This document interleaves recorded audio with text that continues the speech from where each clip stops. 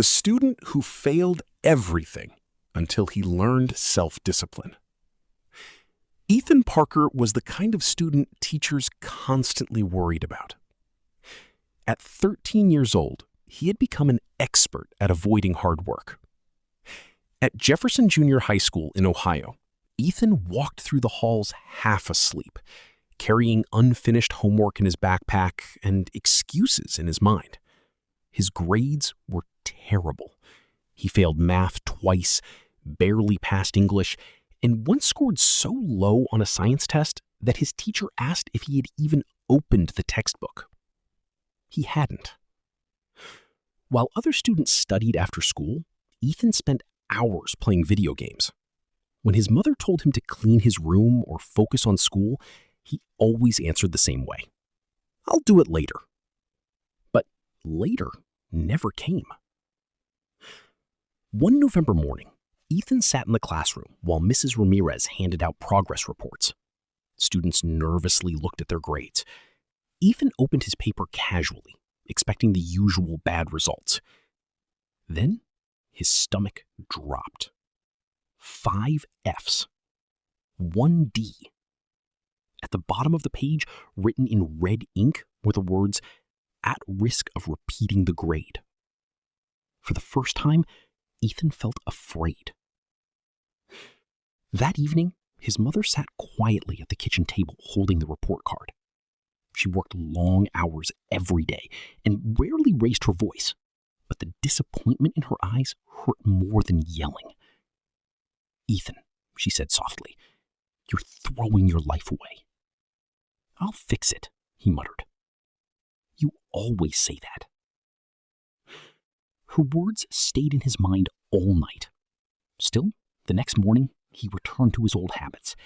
He ignored assignments, slept during class, and wasted hours online. Laziness had become normal to him. Then basketball season arrived. Ethan loved basketball more than anything. He spent hours watching NBA highlights and talking about famous players with his best friend Marcus. "This is finally my chance," Ethan said confidently before tryouts. "I'm definitely making the team." But reality hit hard. During tryouts, Ethan became exhausted within minutes. He missed simple shots and struggled to keep up with everyone else. Coach Daniels watched silently before finally shaking his head. "Ethan," he said firmly, "you've got talent, but talent without discipline is useless." 2 days later, the team list was posted outside the gym. Ethan searched desperately for his name. It wasn't there. Marcus made the team. He didn't. That evening, Ethan sat alone on the cold bleachers long after everyone had gone home. Coach Daniels eventually walked outside and sat beside him. "You okay?" the coach asked. Ethan shrugged, trying not to cry. "I just fail at everything." Coach Daniels looked at him carefully. "No," he said, "you're just undisciplined." Ethan frowned. "What's the difference?" "The difference is failure can change," Coach Daniels replied.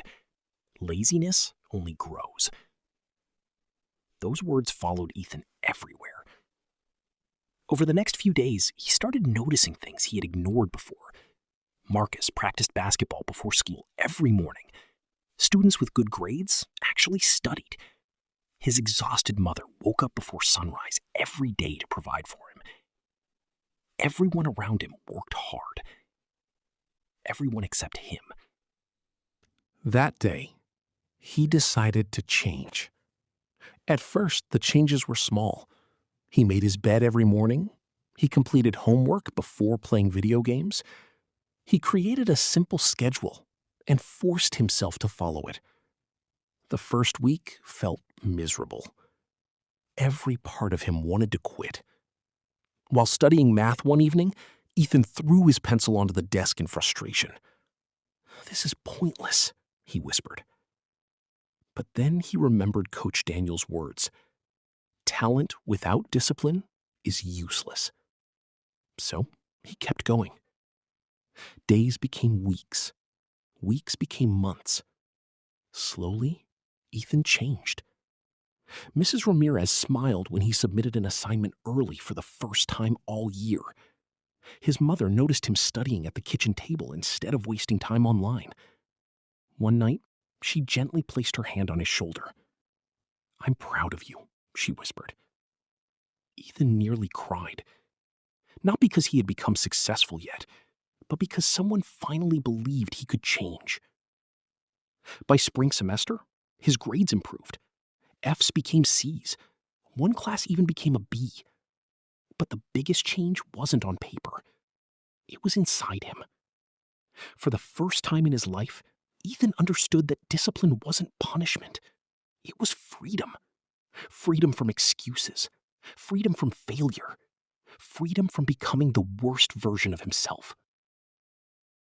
When basketball tryouts returned the following year, Ethan walked into the gym nervous, but prepared. This time he had trained for months. He woke up early to run laps, practiced drills after school, and pushed himself even when nobody was watching. Coach Daniels watched him carefully throughout tryouts. At the end, the coach smiled. "You've changed," he said. Ethan nodded. "Yeah," he replied quietly. "I got tired of losing." A week later, Ethan stood once again in front of the team list outside the gym. His heart pounded as he searched for his name. Then he saw it. Ethan Parker. He made the team. For a moment, Ethan simply stared at the paper. Not because basketball was everything, but because it proved something important. People can change when they stop making excuses. That night, Ethan placed the team list beside his improved report card on his desk. No F's, no D's, just progress. As he looked at them, he realized the truth that changed his life forever. Laziness destroys dreams, but discipline builds a future.